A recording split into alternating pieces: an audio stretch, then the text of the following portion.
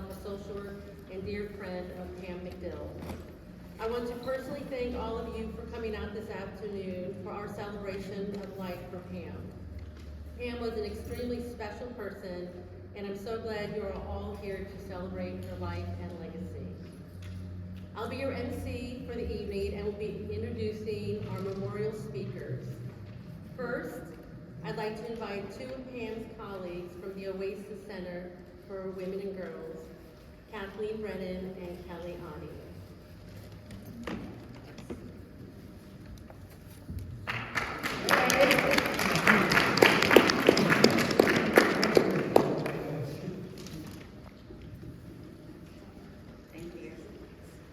Hello, everyone. It's nice to be with you, but sad to be here for this reason, but happy to celebrate Pam. So I met Pam not long after I moved here in 1996 when I was the executive director of Refuge House. Not long after meeting her, I was invited to start teaching here in the School of Social Work. And somewhere in the first couple of years, Pam became my FSU teaching mentor, as I like to call her. I liked her immediately. One of my most favorite memories of her that time was when she called to tell me that there had been a complaint filed by an A+++ student for letting the class go 10 minutes early once. With a straight face but dancing eyes, she said to me, "Don't do that." When I started to dream about the idea of the Oasis Center for Women and Girls, she was one of the first people I reached out to.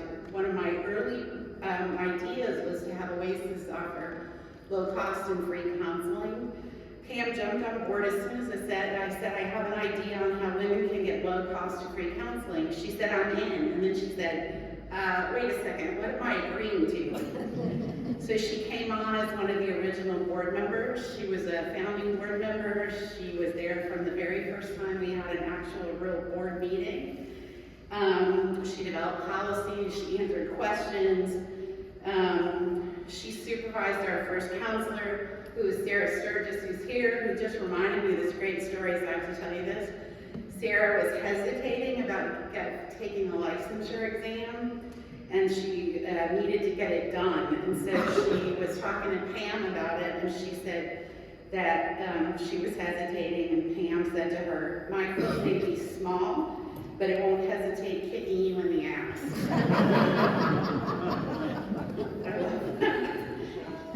She provided clinical supervision for us. She put in hundreds of hours planning events and serving on the board of directors. In 2011, Haley Cutler became the executive director of Oasis, and she often talked about the influence Pam had on her evolution as a professional for the 5 years that they worked together. She told me once, "I love Pam because she tells it exactly the way it is, sometimes with a smile and sometimes with that serious face." I think in many ways, Oasis is Pam's legacy, and not everyone knows that. She served on the Oasis board longer than anyone except Kathleen. She was very serious about the work of helping people and her profession, and when she committed to Oasis, she did it with her whole heart.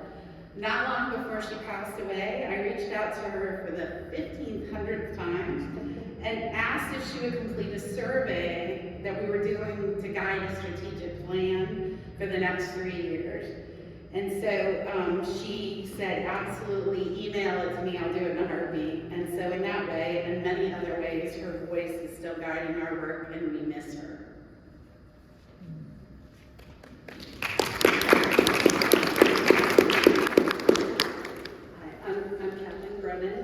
And I had the honor of serving with Pam on the Oasis board when she was vice president. I joined in 2013, and I always liked her, loved the board meetings. She was very calm and friendly, but really got to know her and bonded when we sat with Pam and Les at Haley Cutler's wedding in 2015. So as I like to do, I love to find out about meeting stories. And I'm sure most of you know about their meeting story, and if you don't, it's fabulous, and I won't go into it, but it is a great story, and it is only surpassed by their wedding. So we were talking, and they said, "Well, we're getting married in October." This was May. And they said, "Yeah, in New Orleans, and we're renting a balcony on Bourbon Street." I'm like, really? And they go, yes, and we're gonna dress as a zombie bride and groom. And I'm like, I love you guys. Oh my God, kindred souls. And so they invited us to their wedding, and Les wore a kilt, the whole 9 yards, which is another wonderful story. And so my husband has Scottish ancestry, so I researched the Scottish kilt for the Clan MacPherson. And there were 6, so I picked the one that went with my dress, of course. And he wore it to the wedding along with Les and Austin and a dozen other people. And it truly is one of the best weddings we've ever attended. It was fabulous. So when Pam rolled off the board in 2018, we remained good friends. We have rung in multiple New Year's together. There's several pictures up here. And on their 2nd anniversary, they invited us to go down to one of theirs and ours favorite places, St. George Island. And at the time, they had their new puppy, Bella, who was terrified of the water. It was hilarious, I'm sorry, but it was really funny. This big dog was terrified of the water. And not anymore, I know. And so then when Pam was diagnosed, I had been through my own battle with cancer. And I knew how important encouragement was. So I would send her cards every couple of weeks just to check in. And she was always positive, and she battled fiercely.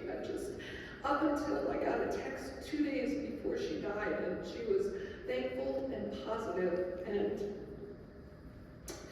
I miss her warmth, her laughter, her huge smile that lights up the whole room, and her friendship. Pam, I know that you're always going to live on in my memories, but I miss you, and I love you.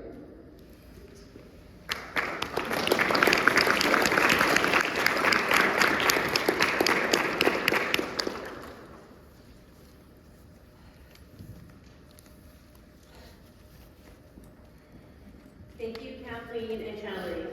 Whew. I'd like to introduce James Herbert Williams, Arizona Centennial Professor at Arizona State University, and also to share that him and Pam share today their birthday.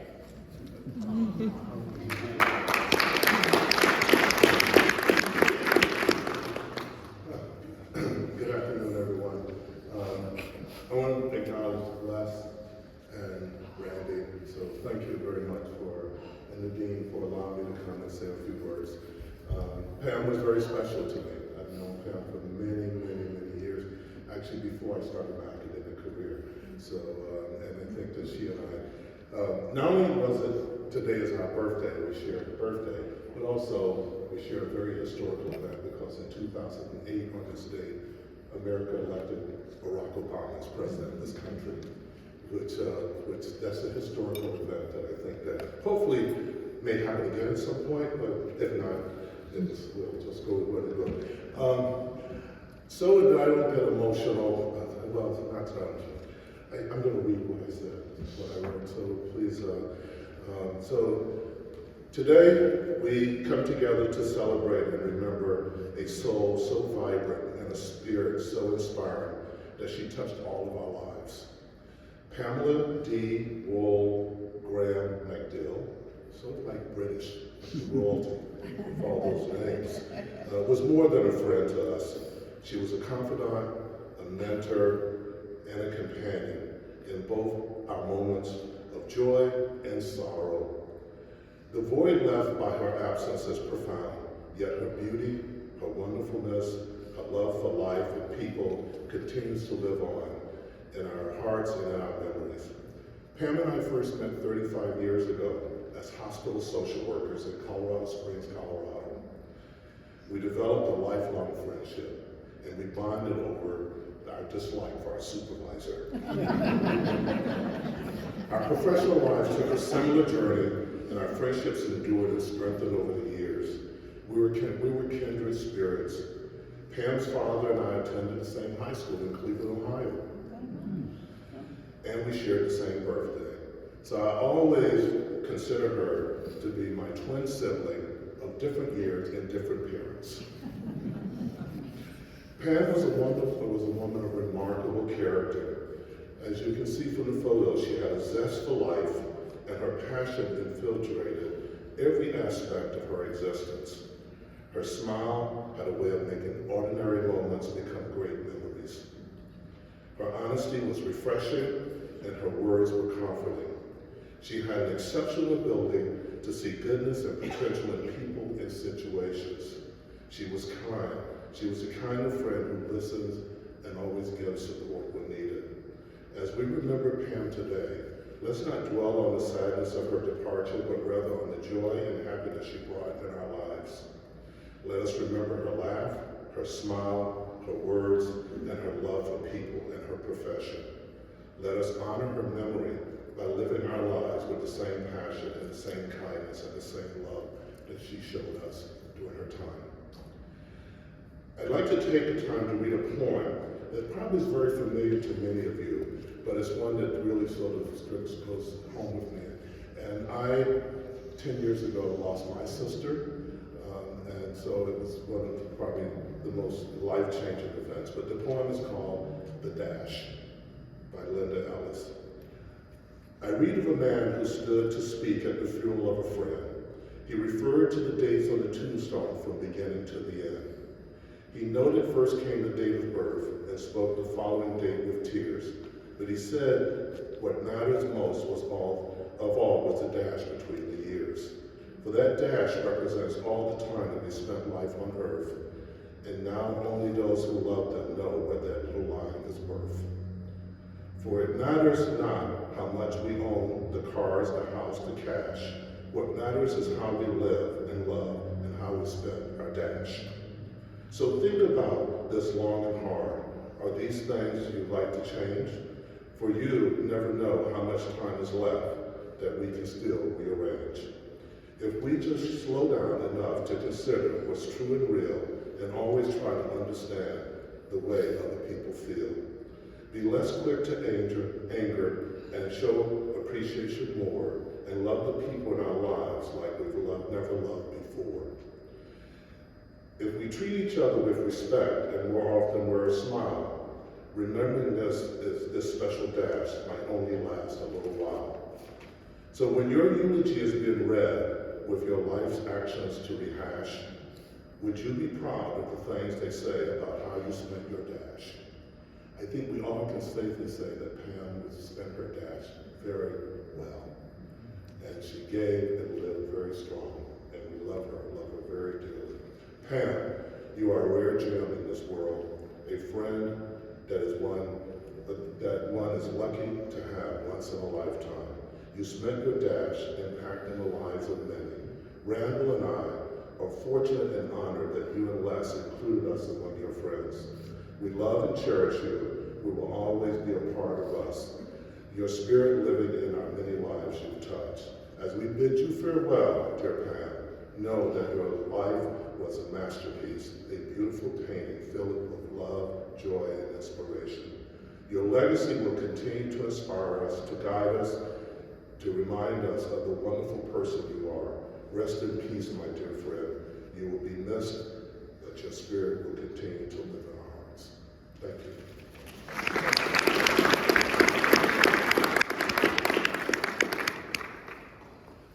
Thank you, James.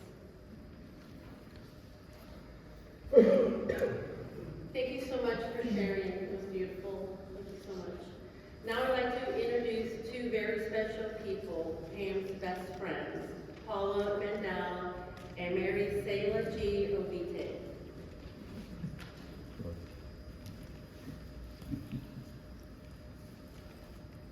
So I think one of the most amazing things about Pam is that probably each one of you thought that you were very special to her.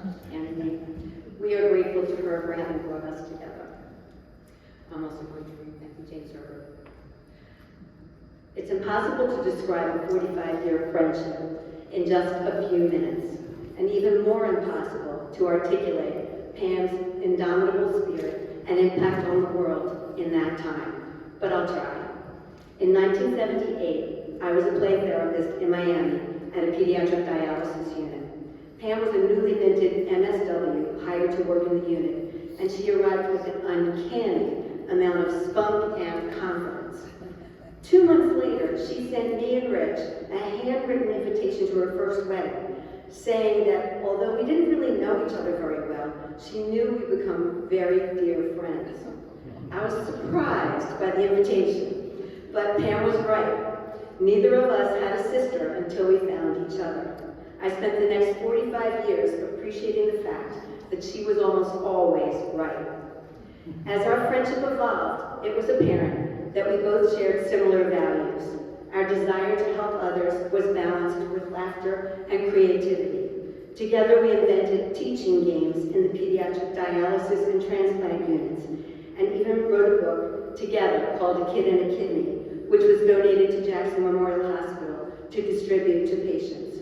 We found out later that it was being used for all family members of patients for many years after we had both moved on. We were living in Philadelphia in 1981 when our son Michael was born. Pam spent hours sewing a blanket that folded up into an envelope and an indestructible diaper bag that we used for our daughter as well. Who knew she could sew? She was a quick study and loved mastering new skills. Every year, when I received an envelope or a package addressed in beautiful calligraphy, I instantly knew it was from my dear soul sister. I had no idea when she learned that skill. Her superhuman ability to be organized always allowed her to find time to try something new. Whenever we were together, hysterical experiences followed, from Miami to Colorado to Tallahassee. One night we shared the only bed in her apartment in Colorado Springs. In my sleep, I reached over, took her arm, and bit it like an ear of corn. She broke into hysterics and woke me up laughing. Humor was our companion. I was not as daring as fearless Pam, but somehow always allowed her to talk me into pushing my envelope. We took horseback riding lessons together and ultimately rode on the beach on a girls' trip to Amelia Island. We flew together up into the air on a parasail over the Bahamas. I was screaming out of fear. She was laughing uncontrollably. We zipped down mountains all over Colorado as we learned to ski, rode snowmobiles, and sang around campfires. We swam in the ocean in New Jersey and Florida, hiked the mountains of Colorado, sailed in Biscayne Bay, water skied in the Chesapeake, wandered museums near and far, and laughed all along the way. Pam and Les even joined me and my students on a trip to New Orleans to donate stained glass windows to a school in need. By the end of the 5 days, our students had absolutely bonded with Pam and Les. It's a gift for someone to be able to connect to people of all ages and backgrounds, and our girl knew how to do that. I'm sure each of you here have been recipients of Pam's innate ability to connect. If there was a celebration, Pam was there. Birthday parties always included her, no matter where she lived. My daughter at 5, my daughter Lauren, once asked Pam if she had brought a gift to my surprise party. Pam immediately responded, "Yes, me." She was right again. Every one of our Philly friends knew her because she always showed up. Never one to miss a celebration. She even joined us on our family trip to Israel for our daughter's bar mitzvah. And if you see, there's a picture there of everybody covered in mud in the Dead Sea. She and then Les came to all of our son and daughter's graduations throughout their lives, even when other family members weren't able to. She was a cherished member of our chosen family. Aside from being my close friend and confidant, she became an honorary aunt to our 2 children. I'm sure Pam had many conversations with each of them over issues they could not bring to us. Pam was always there for them, and it was a comfort knowing that they trusted and adored her as much as Rich and I did. Pam's passion for people was always evident in her personal life with her beloved Les. She waited years to meet him, and years, and years. And once she did, it was apparent that their 28 years together was an extraordinary love match filled with fun, adventure, respect, and passion. She knew he was well worth the wait. The family they built with Bella, which was full of long walks and games, reflected Pam's fun, upbeat outlook on life. So while Pam is no longer physically with us, her words, deeds, and positive outlook on life will continue to teach all of us. See and help others of all ages and backgrounds. Keep your sense of humor. Reach out for new experiences as you stretch your mind and body. Take on the tough challenges, cherish friends as family, celebrate life, and always, always remember to show up.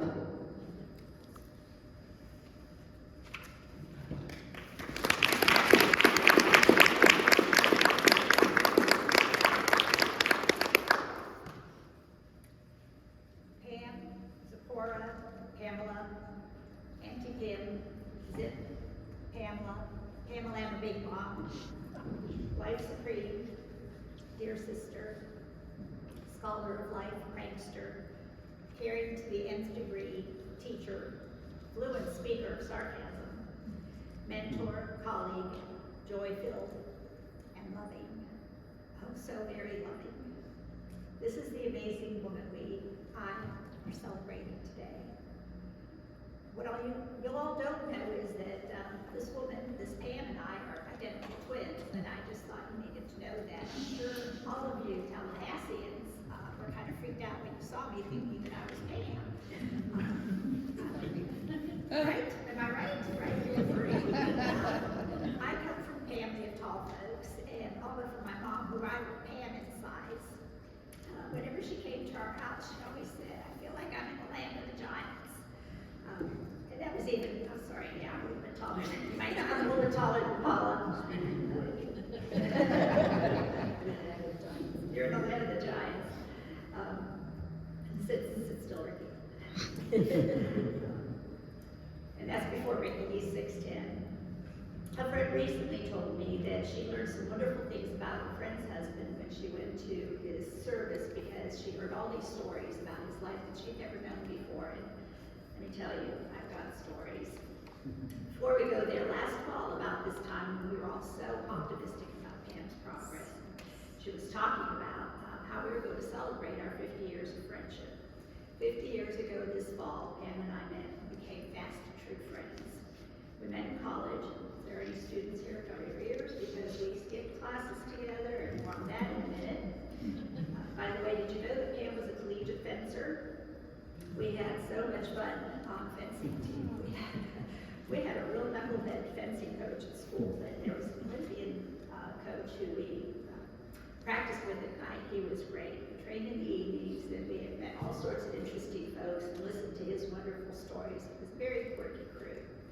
I'm Hungarian, and Pam thought it would be really cool to learn cuss words in Hungarian.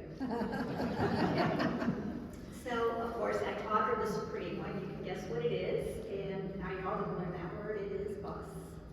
And we designed t-shirts for us, which we wore to the team picnic. On the back, it had a little bee flitting around, and when asked why a bee, it spun around, and as much giggles, we said, because they love us. You can laugh. The school where we went had a quad, a marble floored area, had a roof on it, but no walls, and when it rained, even though you were dry inside, if you're on the grass and come on the marble floor is wet and slippery. This was back in the day of the streakers. Well, some brilliant, not so brilliant guy decided it was going to be cool to streak, so he comes across on the grass, wet grass, comes streaking across the marble floor, falls flat on his back. And so he gets up, and he came in white cheeks, and he left in red cheeks. And I nearly peed our pants. We were doubled over laughing. It was hilarious. And we have, over the years, had very serious discussions about which one of us led the other astray. Well, the joke is on her. She decided to abandon me, so she made me skip classes. She made me spend the nights on the beach in the grapevines. She made me lie to my parents. It's all her fault. It's her fault. And baby. Randy, he knows something, so he can't tell.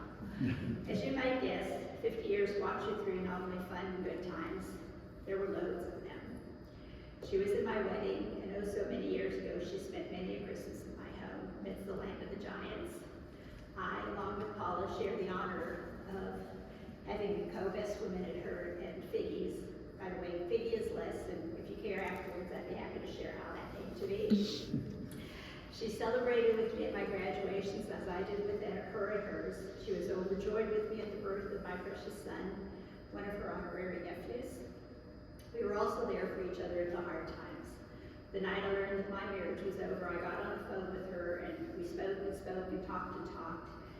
And suddenly I disappeared on her, and she was really worried that something bad had happened. And she was way, way far away, and I was in Houston, and she called everybody she knew in the area worrying about me.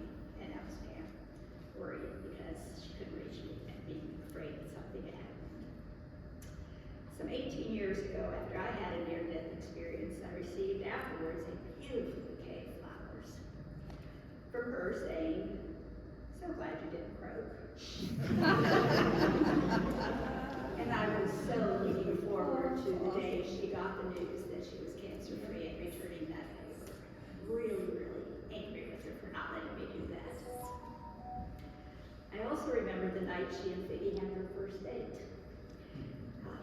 She called me and said, "I don't know if this will go anywhere, but I have a really special feeling about this guy."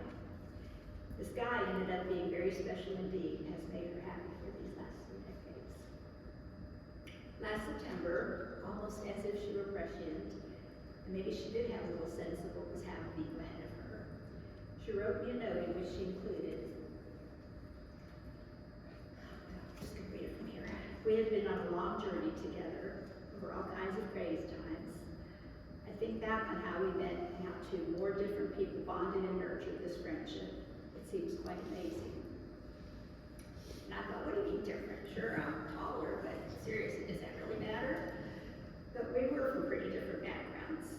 I'm first generation. She was born in the States. My family Catholic, hers Jewish.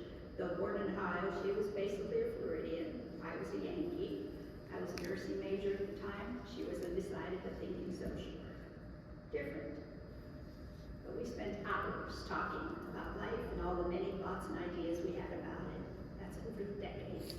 And we found we had more in common than we had different. All you social workers know the stages of grief. I hopped around between them. When Figgy was kind enough to have me over for a week this summer, and we played in Pam's butterfly garden, I had some moments with Pam. I yelled at her for having the nerve to go before me. I cried over my loss of her. I promised I would never, ever forget her or stop loving her. I promised I, along with the rest of us, would always be here for her beloved Figgy. Then I accepted that she was gone. And I got mad at her. Then I picked up the phone, drew confessions, I even left a few messages. I still find myself in disbelief, even as I sat to write this. Is my zip really gone? Being in Texas, I could easily play the denial game. Nah, she isn't. She just hasn't called in a while. But the fact is, friends, she is gone. But her essence, that's which fueled Pam, that which overflowed from Pam, the love, the caring, the laughter, the fun, the joy, that remains. That will always rest with us. True love, respect, fidelity, and devotion.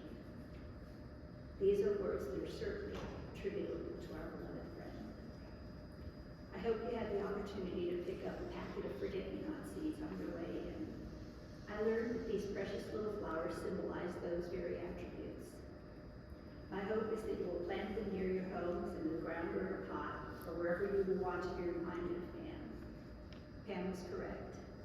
50 years is indeed a long journey, and I feel fortunate, ever so blessed to have traveled those decades with her. I love you, my friend. Happy birthday. God bless you.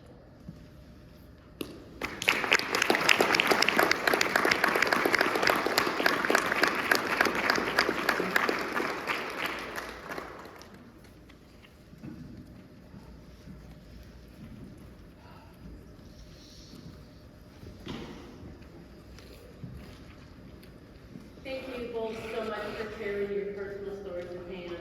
It means a lot to hear about your friendship. Whew. Now I'd like to introduce Julian Levy, College of Social Work, MSW graduate, and FSU Unconquered alumna.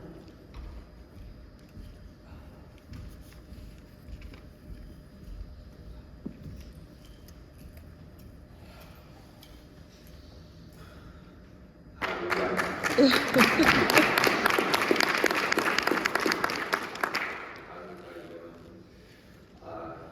so many thoughts, emotions flowing through me right now. I feel like I could explode, but overall, I would say gratitude is what's having me overwhelmed right now.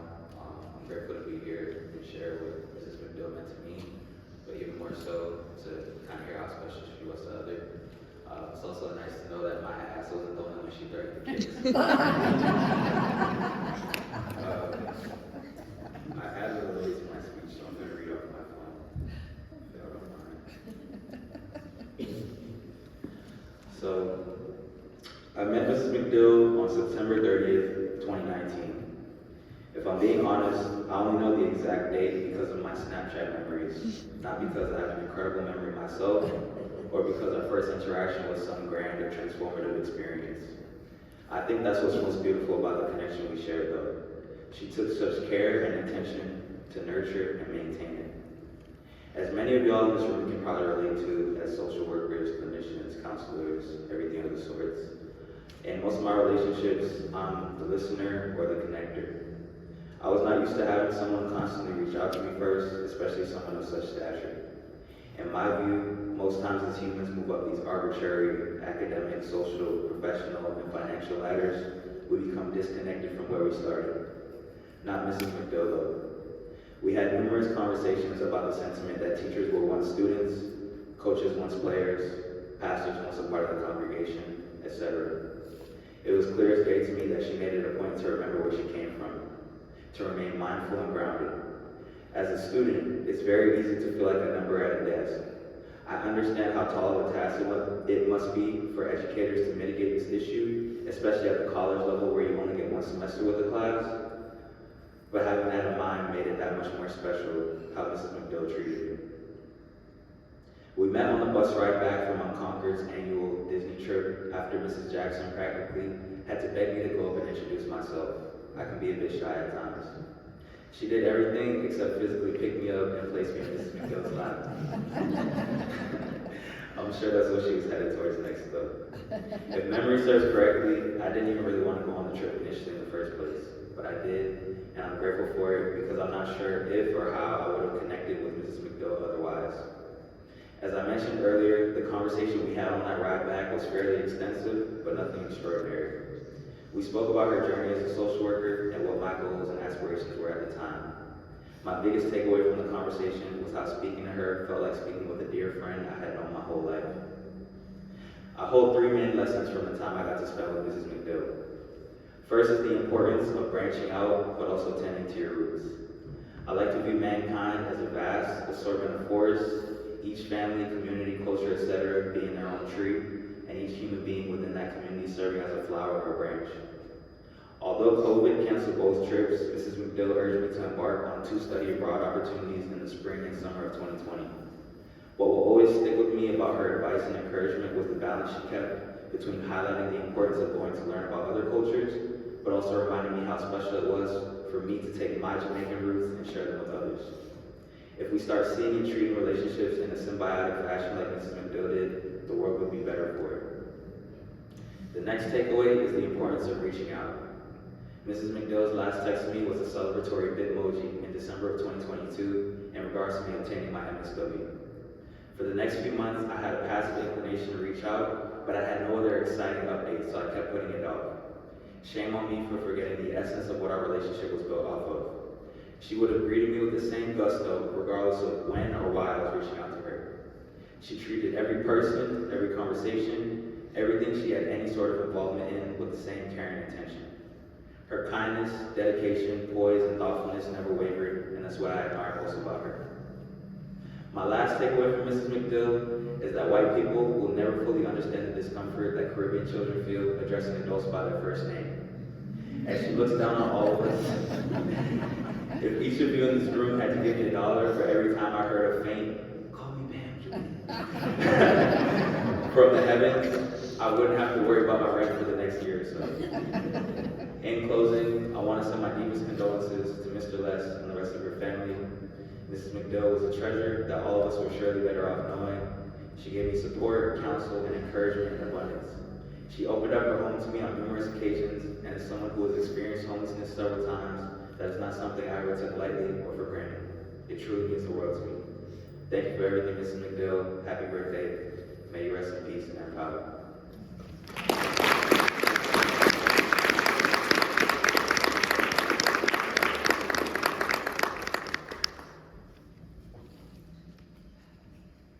Thank you so much. It's really nice to hear from one of our students who works so closely with Pam. Now I'd like to introduce Nick Mazza, Dean Emeritus for the College of Social Work.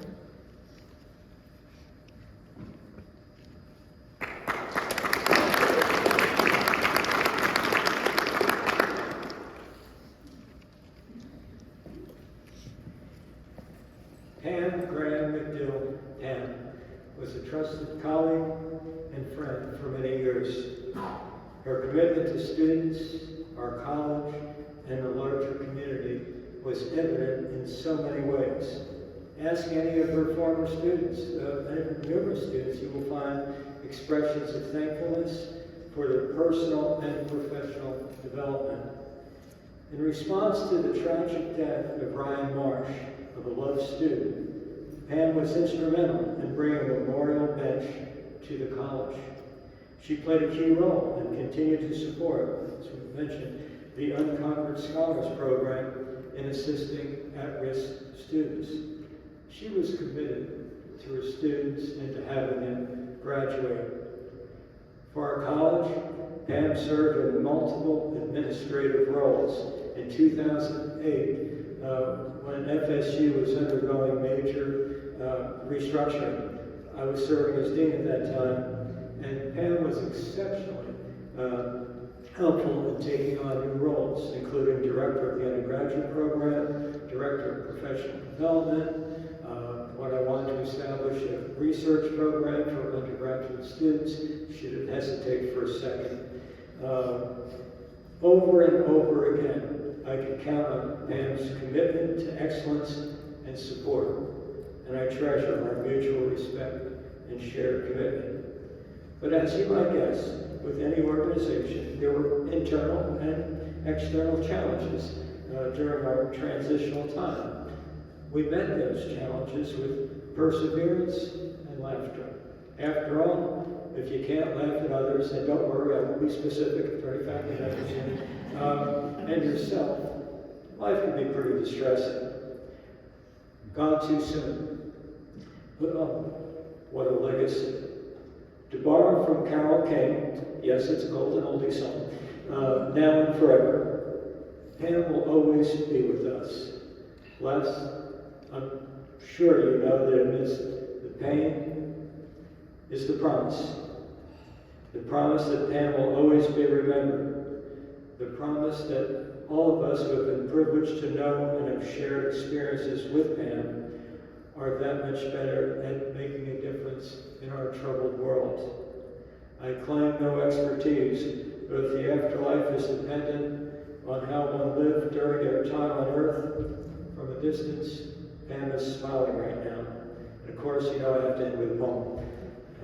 This is the Hopi prayer.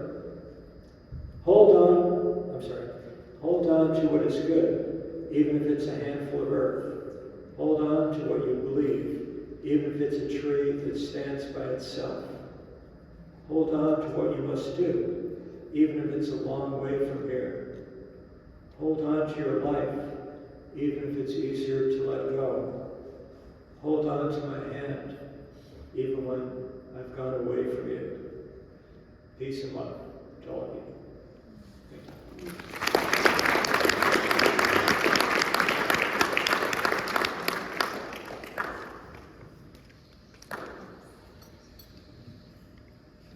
Thanks so much for sharing, Nick, and for the beautiful poem. Now I'd like to introduce Craig Stanley, Director of Strategic Initiatives and Special Projects for the FSU Office of the Vice President for Faculty Development and Advancements.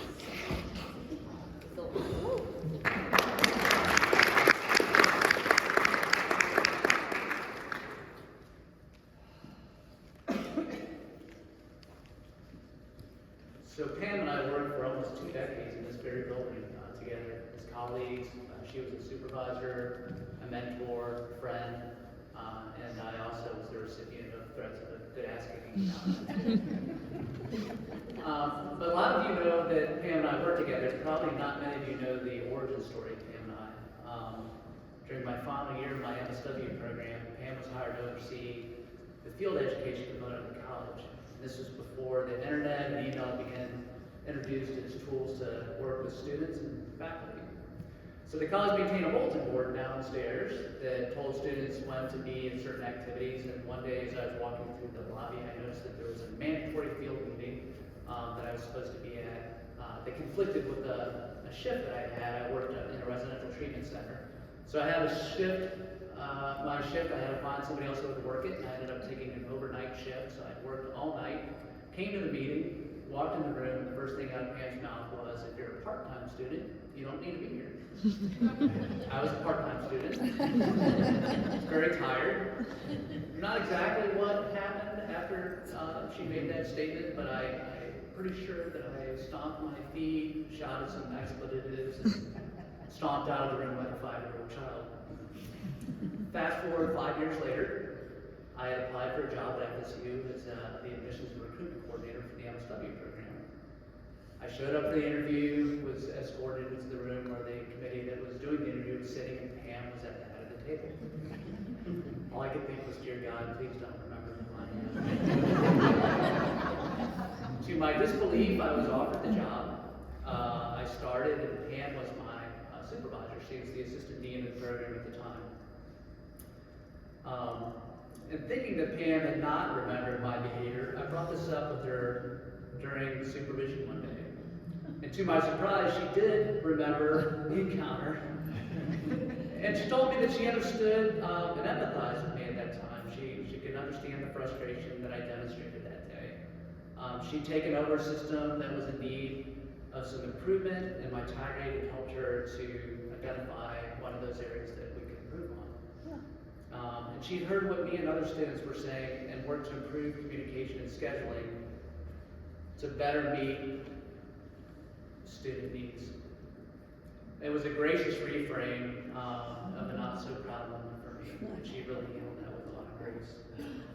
But this conversation was where my understanding of a student-centered approach to administration began.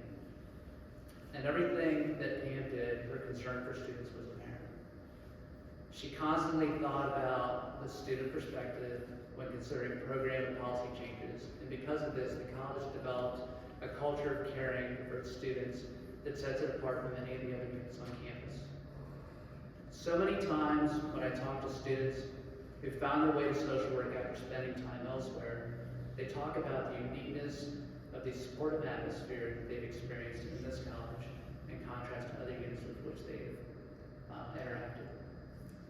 This is an example of Pam's legacy, which is one of service, caring, and compassion.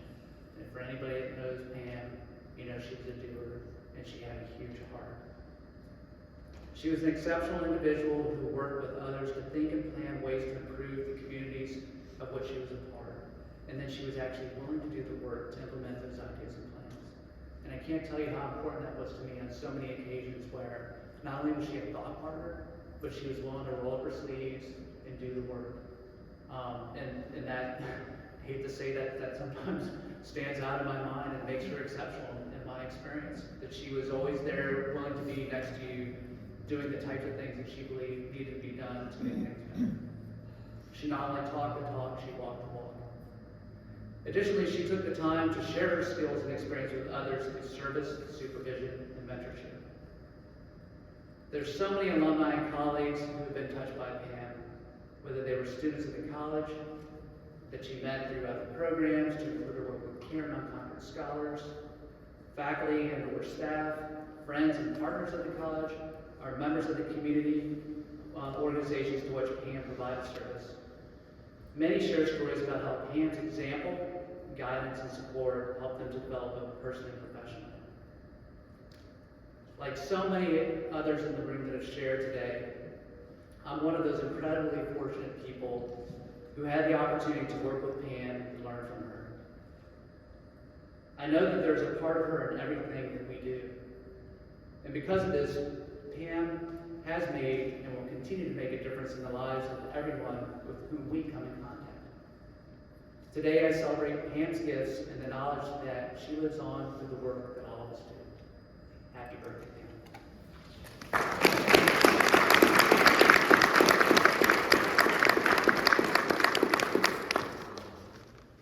Thank you, Craig. Now I would like to introduce the BSW Program Director, Carol Edwards.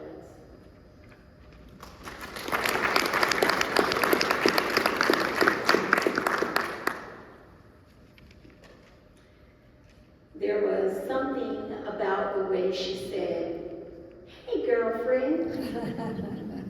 Whenever we started a conversation, it just felt like I was at home. It was genuine, it was affirming, and it was real.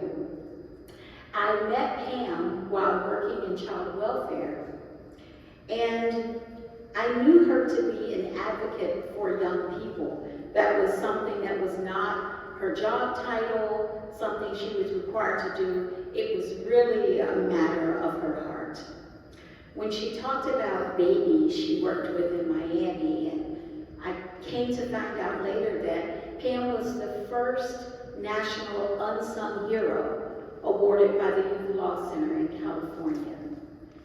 And I am happy to be affiliated with them now. And her work was so remarkable that it couldn't be contained in just Florida, right? She was such a national example of social work at the highest level of excellence, whatever it was that she was doing. Her passion just came shining through, especially when she talked about young people, especially children who had a difficult start. She believed that every single child deserved to thrive regardless of how they entered the world or the circumstances of the family they were born into. I found Pam to be one of the rare people who could truly listen. Not just hear what you're saying, but listening to the degree that weeks or months later, she would come back to you in a conversation and say, "How did that work out? What did you end up doing?" I couldn't remember even the conversation myself, and it was my own issue, but she would check back. When I experienced a microaggression or the feeling of being not equitably valued, Pam was a person that I didn't have to take care of her feelings. I didn't hesitate to express my honest thoughts or feelings as a woman, as a Black woman. I didn't have to compete with her own ethnicity, her beliefs. She created space in our relationship where I could own my feelings and just be myself. Pam's support and kindness was mirrored by Les's own compassion and generous spirit. From cheering my daughter on as she left to travel to Morocco in Peace Corps, they walked in our front door with a sweet treat that became my mom's favorite. It's Les's homemade, I just call it Les's Delights, that he made. And Les's sweet spirit, Pam would talk about Les, and so I got to know him. And one of my favorite Les memories is that my mom lived in a senior community.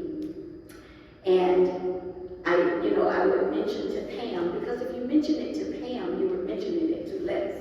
And I said, my mom really loved those treats that Les brought over for Joy's send-off to Peace Corps. And the next thing I knew, she said, "Oh, Les made your mom a batch of those treats." And it wasn't just making them, it was just the way they did things.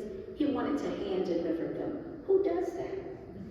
So Les walks into the senior community where she lived. She was having lunch.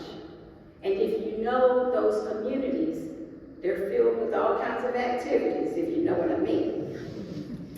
Well, Les walks in and hands her this box of sweet treats. And when I tell you, my mom was the talk of that community.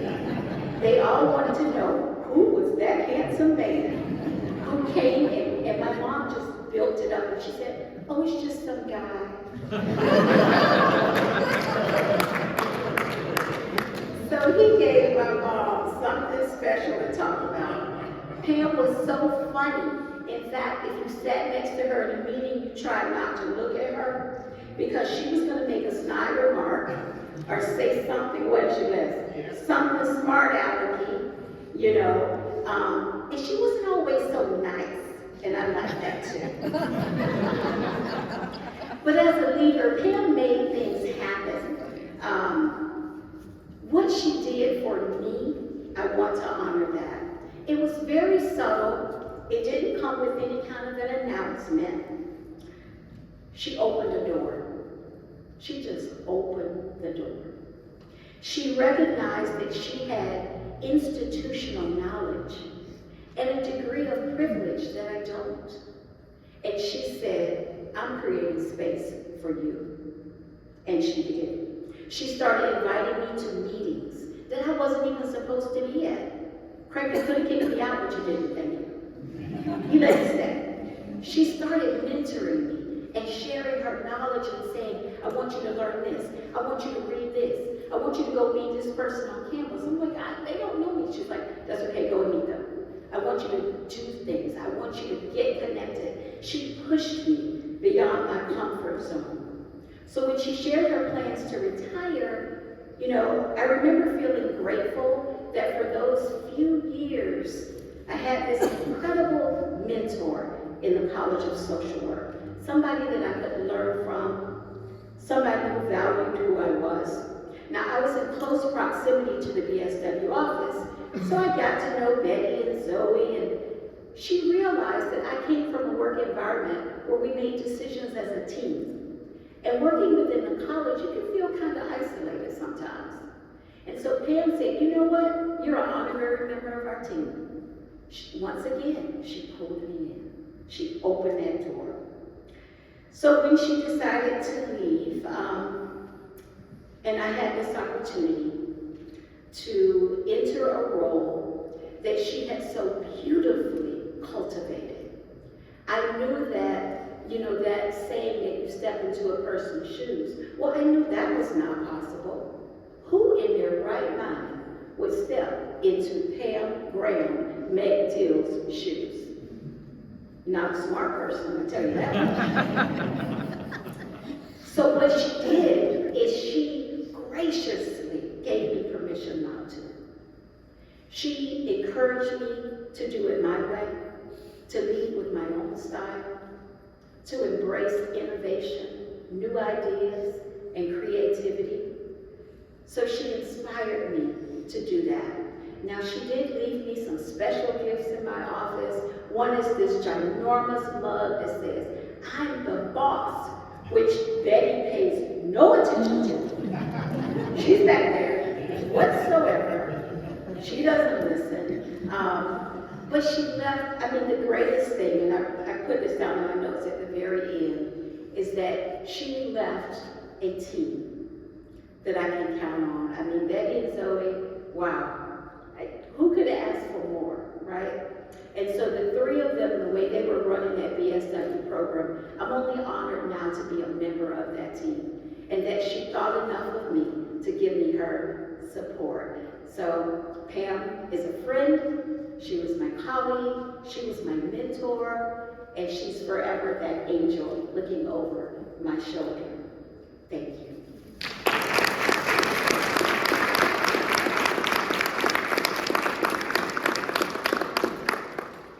That's fantastic, Carol. Thanks so much for sharing. Okay, so now for our last speaker, I'd like to introduce David Springer, Dean of the College of Social Work.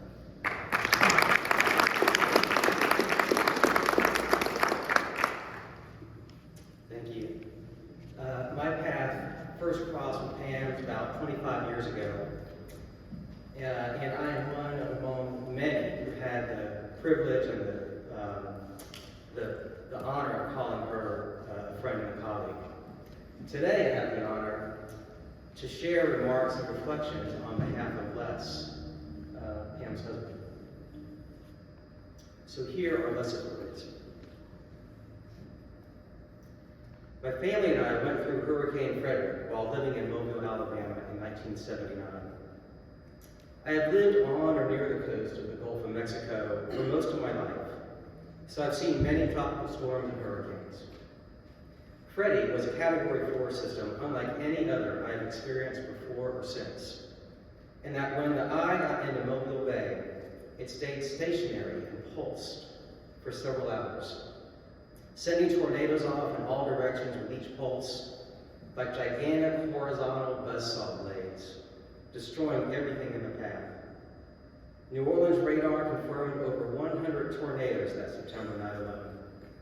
And if you know anything about twisters, you know that they can stack on radar images, especially nearly 50 years ago. And meteorologists speculated that there were likely over 200 tornadoes. As we huddled in the hallway of our home with mattresses covering us on all sides, we counted at least 4 tornadoes that went over our house. I have never been more certain of my own death than that night. When we awoke the following morning, none of us could have imagined the scope of the destruction. Our neighborhood looked as if it had undergone sustained artillery shelling for days. Many homes were leveled. The lush canopy of trees was completely wiped away. The residents who could make it out of their homes wandered around dazed, almost like The Walking Dead. The psychological trauma lasted years, and some never recovered. Because of the extensive devastation, the name Frederick will never again be used for an Atlantic storm system. I am retelling this in the hope that you might have some idea what it's like to lose someone you truly love and with whom you have spent your most joyful moments. Because Hurricane Frederick was just a mild warm-up for the most disastrous day of my life, April 14th, 2023. On that day, I lost my partner, sometimes in crime, but literally in all things. I lost my best friend. I lost a very deep and abiding love that has been unwavering, even as I struggled. I lost my travel companion and concierge, without whom I likely will never journey forth again. I lost the person who brought true organization to my life, just as I brought chaos to hers. I lost my sous chef and my pastry chef, who responded to me often when I told her how much I loved cooking for her with, and I love eating for you. I lost my interior designer, as well as the woman who could make anything and everything grow in the yard or the garden. I lost my favorite parrot of all time. I lost my counselor, who always shot straight with what I needed to hear, rarely what I wanted to hear. I lost my dance partner, and oh my God, did that girl dance. I lost the person who could and would always offer intelligent, deep, and lively insight into any and all discussion. In short, I lost my love and joy. But most of all, I will never again hear, "I love you so much, my handsome man." No matter what mood I was in, that would always fill my heart to the point of bursting. I lost my perfect mate. Pam and I always steered away from the term soulmate because that just seemed so unrealistic. But if such a thing does exist, Pam was mine. And I look forward to being reunited with her spirit after my time here is done. Needless to say, I wasn't the only one to be sucker punched by Pam's unexpected passing. Our daughter Bella lost her mom and was every bit as devastated as me. She didn't eat for days, much like myself. We both walked around lost, stunned. And we still have moments when we don't know in which direction to turn. Austin lost not only his stepmom, but the one person who could interpret his father's moods and messages. Austin was her son as much as mine, and she poured everything into that rich relationship, including siding with him when my ego got in the way. Pam's brother, Randy, lost his sister. They have always been close. They loved and trusted each other in a manner that I and so many others cannot comprehend. I mean, for crying out loud, they're siblings. Mary Obiot, Cindy Silvas, and Paula and Rich Mandel lost their chosen sister, fellow road runner, and confidant of many years. Ricky Obiot, along with Michael and Lord Mandel, lost their Auntie Pam. Callista and Blake Johnson, children of Lisa and Clint Johnson, lost their FOMA, with whom they celebrated so many joys and achievements in their lives, along with her young, delicious fudge. Chris and Jeremy, our incredible next-door neighbors, lost the person who had the inside scoop on everyone in the HOA. Good, bad, and different. Since April, they've been my rock and salvation many times over. I know Pam appreciates everything they do for me.